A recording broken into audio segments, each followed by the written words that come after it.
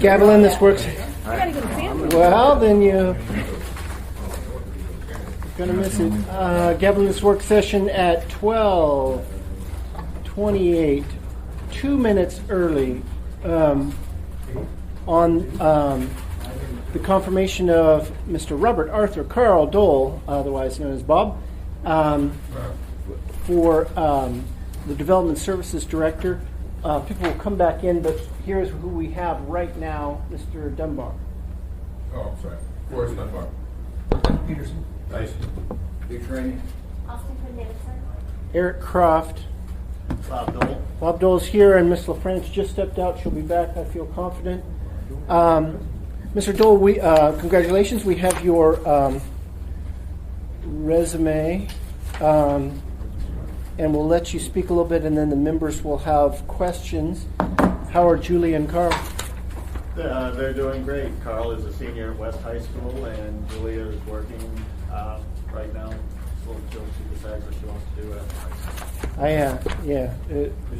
For the record, our children played together and are still at West together, I guess. Are you declaring a conflict of interest? No, I don't think it's a conflict. I think I can analyze it, but it's a small enough town. Children, no children, but no. But I'm putting it on the record. Mr. Schutte. Yeah. And I'd like Mr. Schutte to explain what this job does and why we haven't had somebody in this position for years, I think. And you can decide when to insert that in this conversation. It'll help me understand. No, that's fine, Mr. Schutte. Thank you, Chris Schutte, Office of Economic and Community Development. Short answer is it's a hard position to fill and on a permanent basis.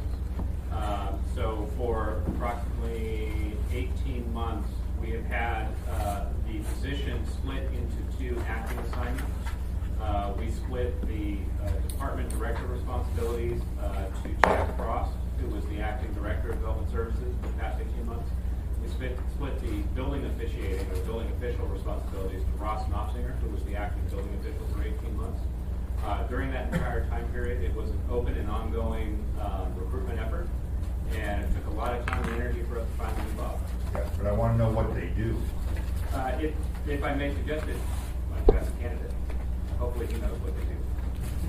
I'm sorry, respectfully, it seems inappropriate. You've been supervising that. You have. I'm happy to answer for you, or for Bob, I guess.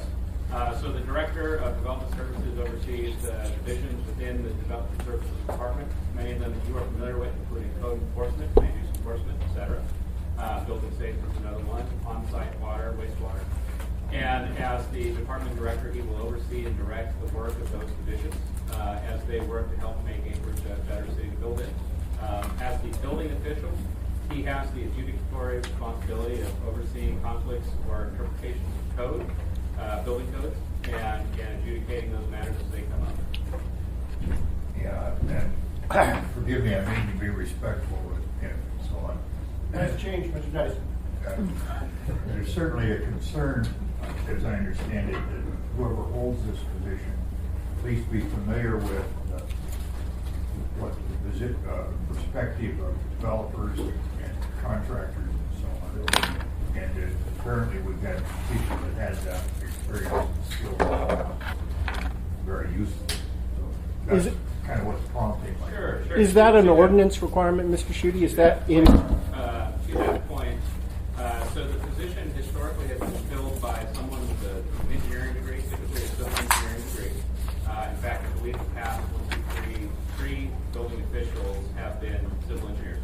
It is not a requirement. It was a recommended preference. During our recruitment for the position, we opened it up to a wider audience, primarily because what we have found over the years is that the civil engineering degree alone does not guarantee the type of individual or the type of approach that we were looking for. So architects, engineers, and others were encouraged to apply. Having somebody who's familiar with building is not, it's certainly desired. It's not a requirement of the position. But understanding process improvement and how large organizations work within the context of building is important. Thank you. Thank you, Mr. Chair. Ms. Dunbar. Thank you. Going up, a little bit off what Fred was asking. I've heard from the building community, the home builders in particular, that one of their complaints is we don't have a permanent building official. And you can talk about how we had acting building officials and the duties were split. When they refer to building official, are they talking about this position or is it another position? Through the chair, they're referring to Bob. They are, okay. So what happened to the acting building official? We had an acting building official. Correct. No, Jack Frost was doing the other portion. Correct. The person who's been acting building official, are they still with us in a different capacity or are they Yes. no longer with us? So the various acting positions that we held over the past 18 months have been, when you're acting outside of your traditional role or position. So both Ross, Jack, Ken Colhase, who was acting building official prior, even Sharon Walsh, who was acting building official, all of them had other jobs. This was just an additional responsibility. Okay. Thank you. Thank you, Mr. Chairman.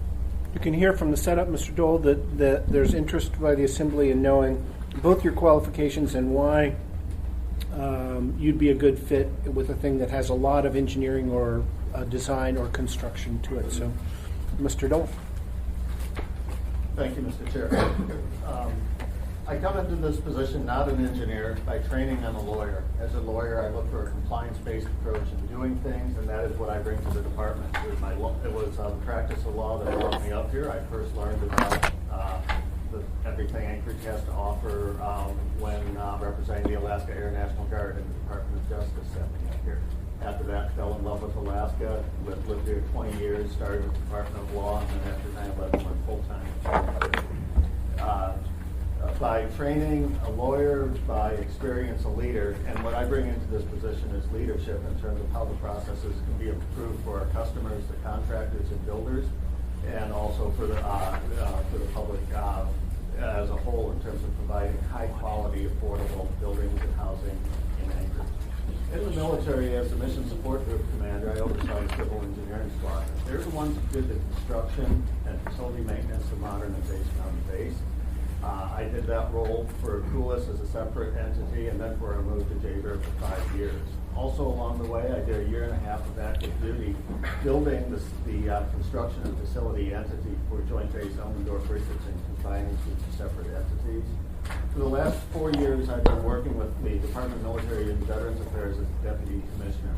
In that role, I directly supervised the staff that did the construction work for the Air and Army National Guard statewide, both on the bases and remote facilities.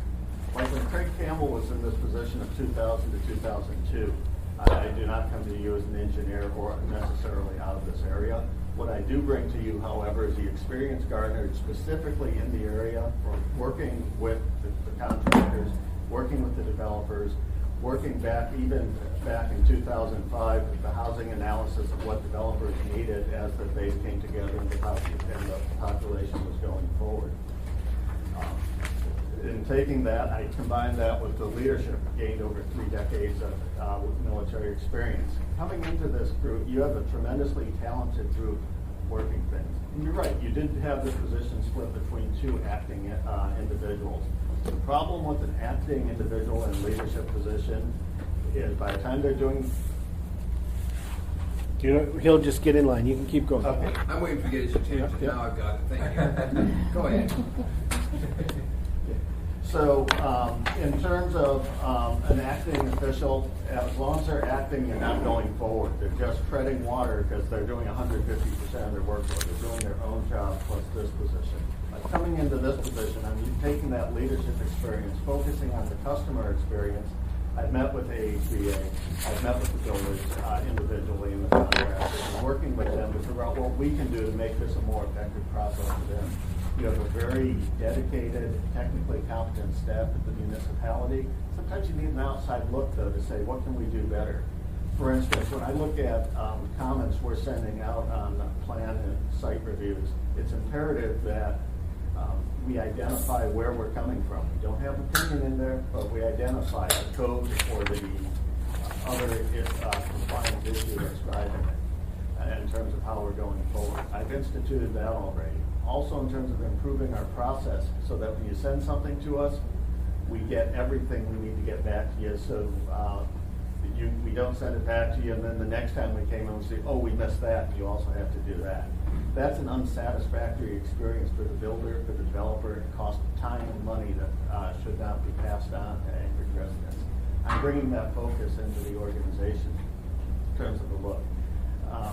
The engineer side, for the land use compliance side, has frankly limited applicability for many of the things that we're involved in when we look at regulating the marijuana business in town, or we're looking at the other rules there.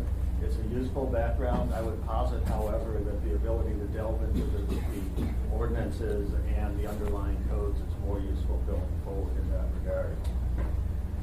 That's a kind of a quick overview of where I see going, what I bring to this. Going forward, you're going to see a lot of process improvements. You're going to see a lot of inviting those same contractors and builders. We need their input. We need a 360-degree view of the organization to figure out how to go forward and figure out how we can do things better.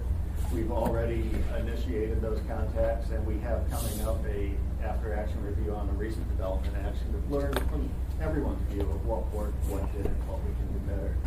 Just as in industry they talked about Lean Six Sigma training in terms of process improvements. I had that training. I've done those results. I've done the high-level planning and run it for Joint Base Elmendorf Richardson, creating that organization. And that's what you're going to see me bringing to this organization. Thank you, sir. I have a number of assembly questions. Ms. Wimhoff. Yeah, hi, Gretchen Wimhoff here, and I'm just going to ask you a couple questions.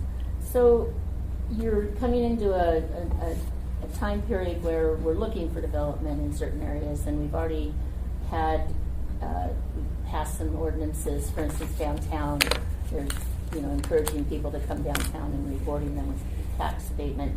And the question I have is, are you comfortable with the differences between certain parts of town? For instance, Chicago River has a different set of rules, comprehensive plan, and of course the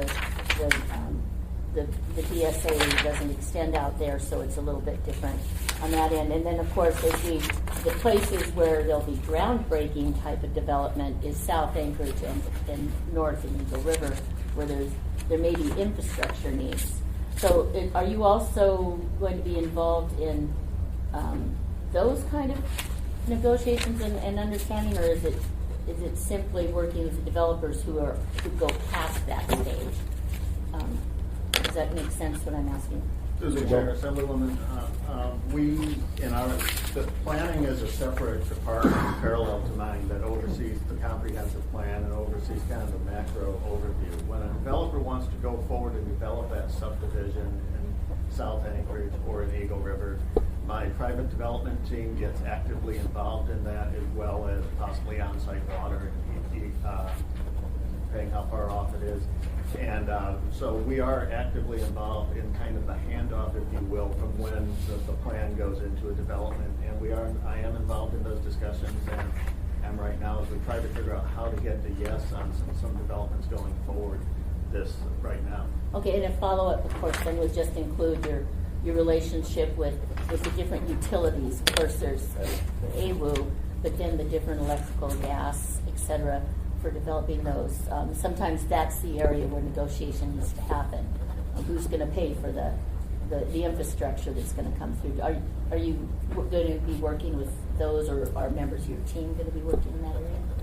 Through the chair, we are involved in those discussions now of what the utilities will look like, because you can't do a development without the utilities integrated in the plan, or just the work gets out of sync with each other. It's a significant issue we have for a development right now in terms of getting the deep utilities in and some stormwater issues resolved, and still getting the development going forward on a financially viable path for the developer. Thank you very much. Thank you. Mr. Trainee. Come back at me later. I'm checking his resume. Okay.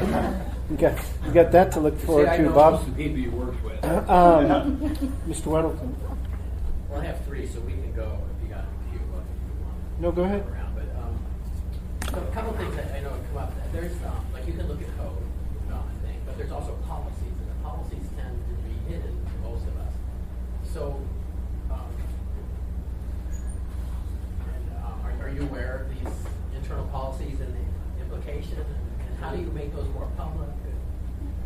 through the chair, Assemblyman Weddleton, am aware of those. And I think it's important that we emphasize a policy is not a regulation or controlling. That's frankly all your all's job with the ordinance or the codes it incorporates. A policy should provide a path to implementing it and addressing it. I've just been looking at our policies and our handout attachments we have on our webpage. I agree, if you're not somebody totally versed in the trade and how we do business, they're tough to find, and even once you get in there. Since coming in, I've directed we do a refresh of our whole policy and handout. First, each one will specify what it is. It's not a regulation, explaining what the scope of the policy is and what it can and can't do, and also that handout. And just that policy is a means towards implementing it. And importantly, their policies have flexibility that I think we've lost track of along the way. If a developer or their engineer have a better way to do something, they have the means to do a Section 104 request for an alternate means, and we shouldn't be stifling those. But as we refresh our webpage, you will see that those will be more visible for those that were trying to find them, and also be clearer. Is this informational towards one path? There is a policy of kind of what the expectation is of the starting point, which is not controlling your ordinances in terms of how we will look at it. Developers, I think you might be kind of thinking that roof truss thing that you were talking about. The roof truss, I think, is an excellent example, and I've been putting a lot of time into that one as an example. I'm aware of it, but we also have policies out there. I was looking at a policy this morning, and I had until I got used to this saying it as an additional favor, I had to do some hunting to find it too. They're in need of a refresh, and they're in need of better visibility for anyone coming to deal with us, rather than having to click down 3 or 4 screens to get to them. Good, thanks. Do you want me to do another? Yeah, you can keep going. So that leads to, and this is something I don't have experience with. I'm talking to builders and been told this stuff. Someone builds a building and he gets it almost done, and he comes in for a final inspection. They go, well, no, you were supposed to do X. Well, that would have been cheap if he'd known at the beginning, but all of a sudden now he's told us, now he's got to rip out part of a wall or something like that and put this feature in. No one wants that to happen, but who has liability there? He had approved plans, he built to the approved plans, the final inspection, he learns, oh, we forgot that. Does the city have liability there? Is it all? I agree with you, that's problematic.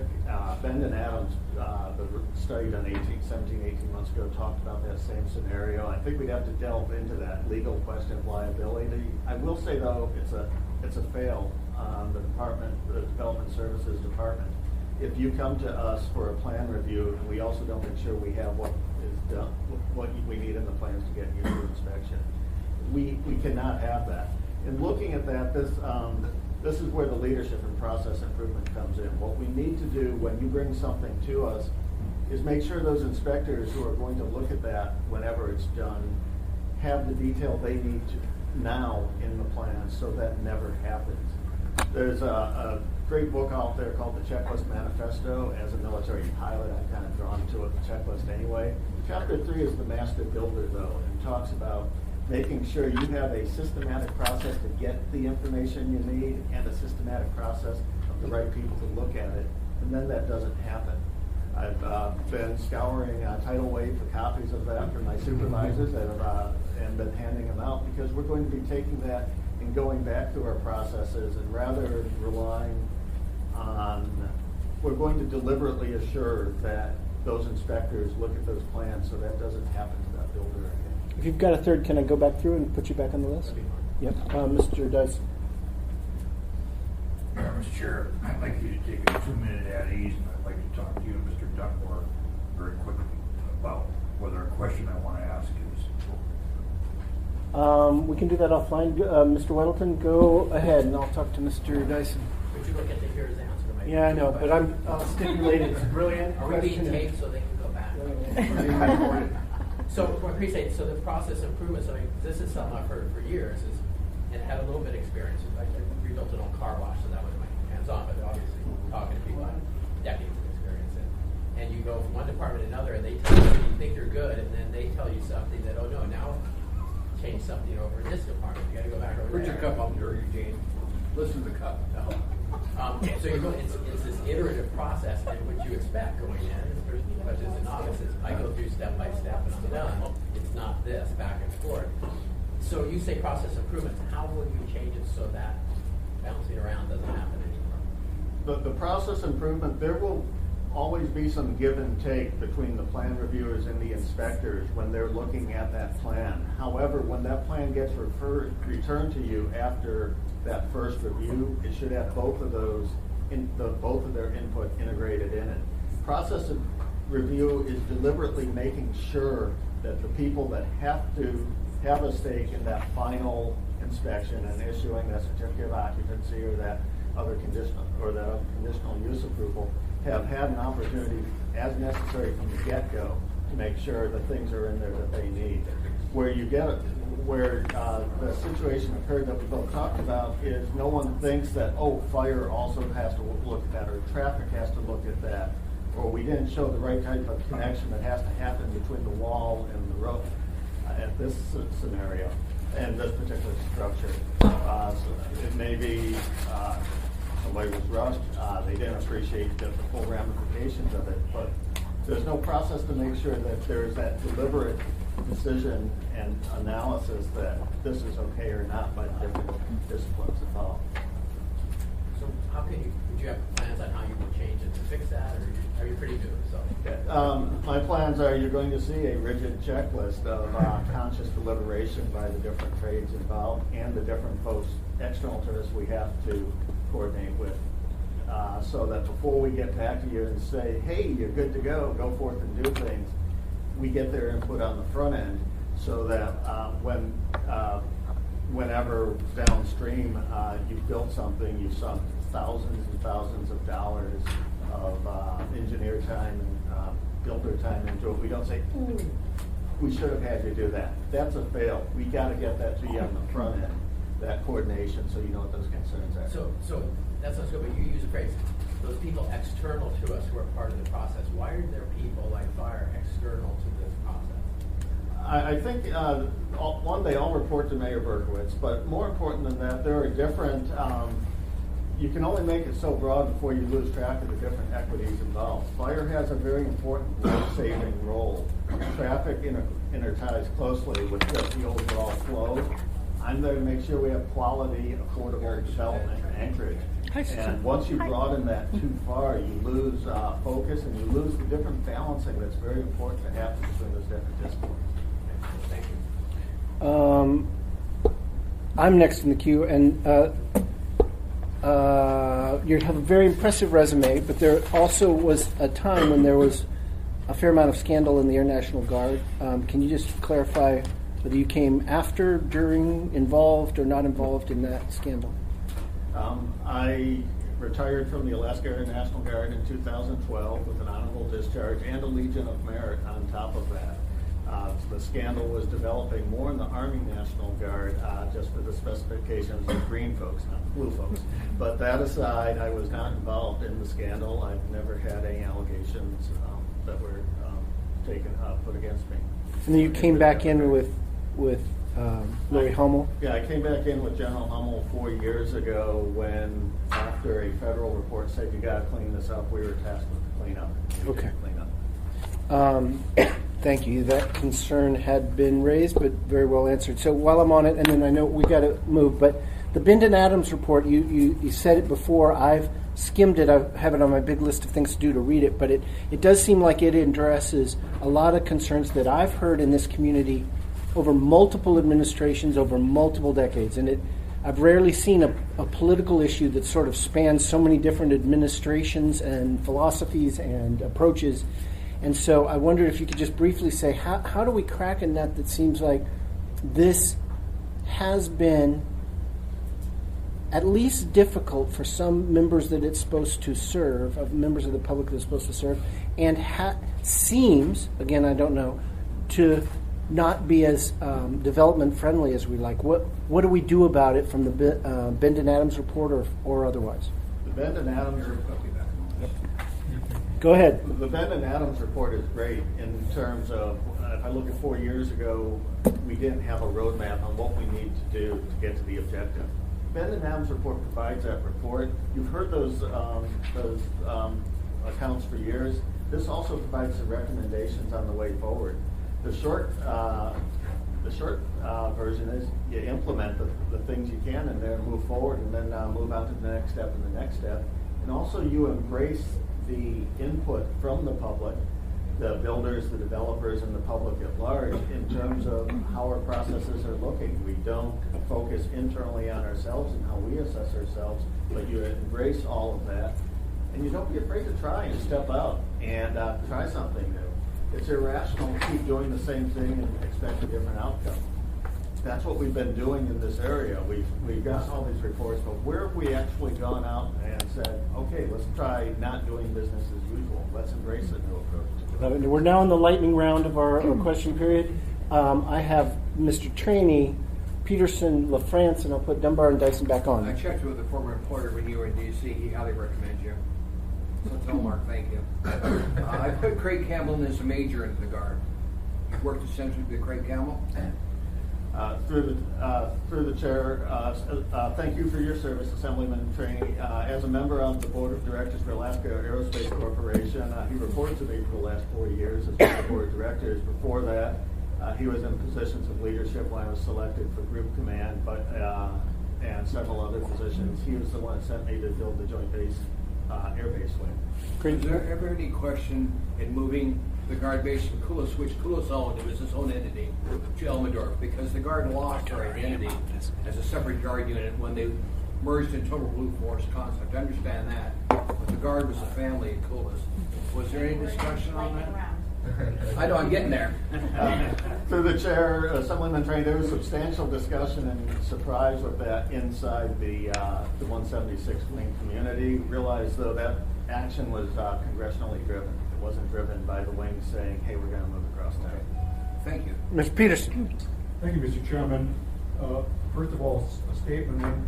When we decided to implement a new Title 21, we knew that there were going to need to be amendments made, and I want you to know that if you find something you think needs to be changed that might speed things up or make them easier to understand, don't hesitate to bring it forward, because we know that there's amendments that might improve it.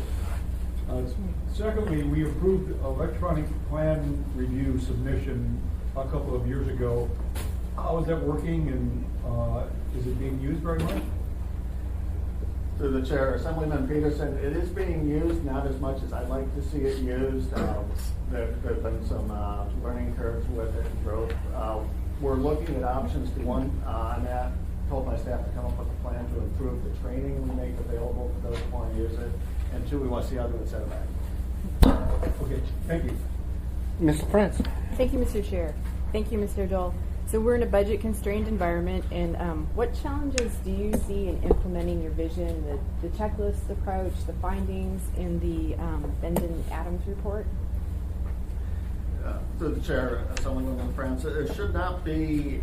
We're not talking about bringing in massive new equipment. We're not saying double or triple the staff. We're saying take the staff now, improve how they do work so they can spend more time substantively doing what they are trained to do and better communicating it with the customer.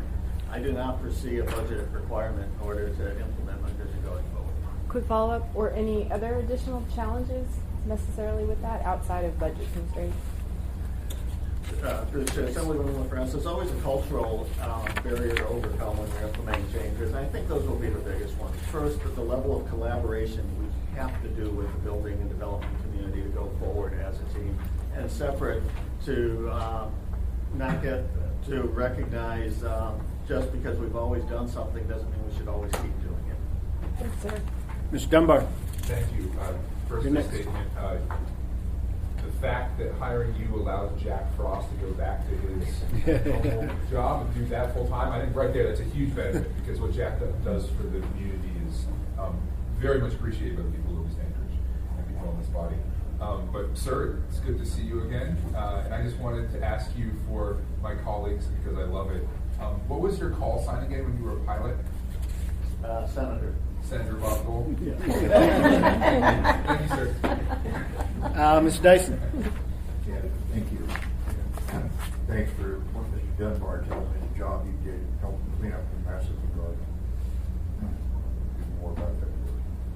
it's worth, my wife recruited Craig Campbell, public service, back in the day. Shows her good judgment.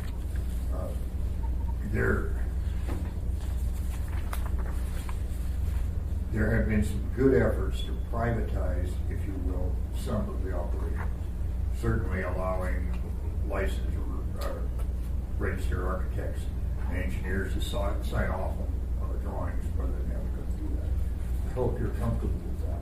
The other one is, certainly in the area that Wymoff and I represent, is allowing private inspectors who go through qualifications to do building inspections. That probably can be improved, but there's been a attitude that I detect within the department of disrespect, if not contempt, for that private function.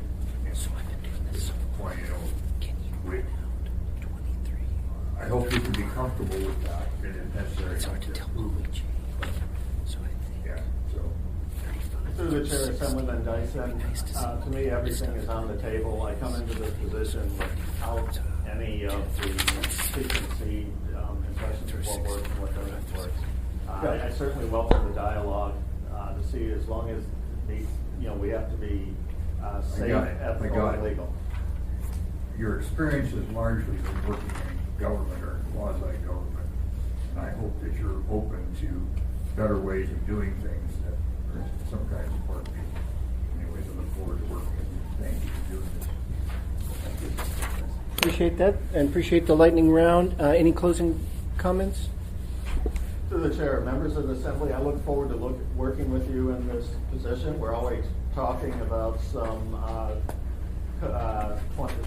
Code 21 issues. We'll probably be bringing back to you. We'll take you up on that offer, because there are some areas there. I would also look forward to serving Anchorage in this role and making it a better place with great buildings and affordable price. Thank you. Nice to see you again. Then this confirmation hearing is